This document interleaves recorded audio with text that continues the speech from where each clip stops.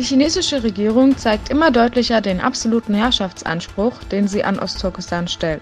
Insgesamt befindet sich 1/5 der Kohle-, Gas- und Erdölvorkommen, auf die China zurückgreift, in Ostturkestan. Diese Ausgangssituation macht Ostturkestan zu der Region mit der höchsten Konzentration an fossilen Energievorräten für Gesamtchina. Im Rahmen der rigorosen Assimilationspolitik der chinesischen Regierung in Ostturkestan findet eine zunehmende Verdrängung der uigurischen Kultur statt. Aus den politischen Entscheidungen der chinesischen Obrigkeit lässt sich eindeutig eine Absicht erkennen.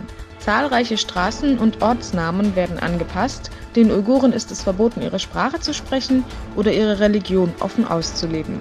Die New York Times berichtete von dem Abriss der historischen Altstadt in Kashgar, der die Weltöffentlichkeit entsetzte.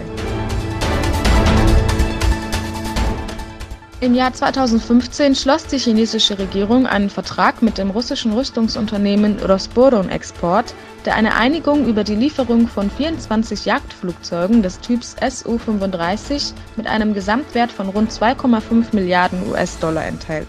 Laut russischen Medien ist diese Lieferung nun vollständig an China überreicht worden.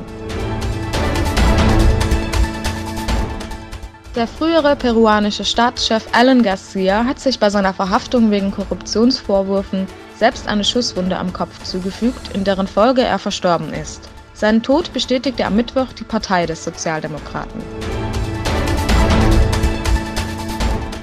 Die Zahl der Opfer bei den Kämpfen um die libysche Hauptstadt Tripolis steigt weiter an.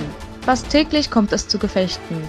Nun gehen die Menschen auf die Straße, um gegen die Gewalt zu demonstrieren und gegen Außenmächte, die sich in Libyen einmischen.